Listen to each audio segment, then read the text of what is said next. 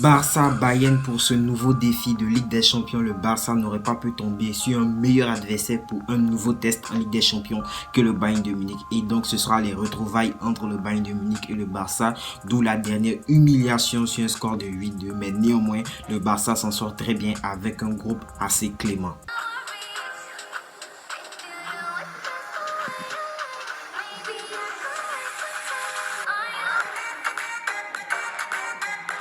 Dans le groupe du FC Barcelone, le groupe E, on retrouve le Bayern, le Benfica, Lisbonne et bien évidemment le Dynamo Kiev. C'est un tirage plutôt clément pour le FC Barcelone parce qu'on a un seul gros favori. Dans notre poule, c'est le Bayern de Munich. Je n'ai pas besoin de vous faire une précision sur Benfica et le Dynamo Kiev, même si ce sont des équipes, selon moi, à ne pas négliger. Le Dynamo Kiev, on les connaît déjà, on les a affrontés l'an dernier en Ligue des Champions. On connaît aussi bien évidemment le Benfica, Lisbonne. Je ne sais pas on les a affrontés combien de fois, mais il me semble qu'on les a déjà affrontés. Et bien évidemment le Bayern de Munich, d'où la dernière humiliation. Et non, ce n'est pas comme Messi a fait exploser Boateng.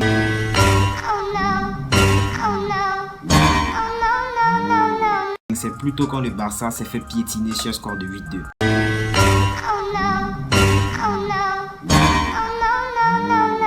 Alors, selon moi, ces tirages seront quelque peu difficiles parce que, comme je le tiens à vous le rappeler, le Barça cette année, c'est sans Lionel Messi et des problèmes défensifs catastrophiques. Donc, se déplacer au Benfica Lisbonne, je ne vais pas vous mentir, ce sera difficile parce que pour cette compétition sans Lionel Messi, on l'aborde en tant qu'outsider. On ne s'imagine pas le Barça tout de suite arriver en finale. Déjà, essayer même de passer le huitième de finale, ce sera un peu difficile. Donc, les déplacements au Dynamo Kiev et au Benfica Lisbonne, puisqu'il n'y a plus de Lionel Messi pour marquer 30 buts par saison, je vous assure que ce sera difficile. Et encore plus quand on connaît le Bayern de Munich qui n'a pas perdu sa grandeur, qui n'a pas perdu d'énormes joueurs, si ce n'est Alaba. Donc franchement, pour le Barça, il n'y a pas à se plaindre. Déjà, on n'est pas dans le groupe de la mort, c'est déjà tant mieux parce que déjà on a perdu Lionel Messi, on va pas s'attarder là-dessus. Mais on n'est pas dans le groupe de la mort. Or, quand tu regardes le groupe du PSG, ils ont quand même Manchester City et Leipzig qui n'est pas un adversaire anodin parce que quand même c'est le dernier demi-finaliste de la Ligue des Champions 2020. Donc ce n'est pas un petit adversaire. Donc on peut dire que le PSG est dans un groupe assez relevé, tandis que le FC Barcelone, si ce n'est le Bayern de Munich, il n'y a franchement pas de gros favoris. Mais attention, les déplacements au Benfica Lisbonne et bien évidemment au Dynamo Kiev seront quelque peu difficiles. Et l'équipe, je tiens surtout à préciser que le déplacement au Dynamo Kiev sera d'autant plus difficile parce que l'an dernier, même quand on les a affrontés, je me rappelle qu'on les avait battus sur un score de 2-1. Bref, le match a été très serré, notamment avec des problèmes défensifs, mais on ne va pas se mentir, les problèmes défensifs sont toujours là.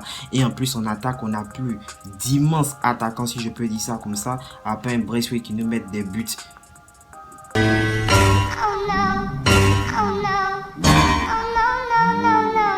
Non, Braithwaite ne nous met pas de but. Et au contraire, il rate des occasions. On a un Griezmann.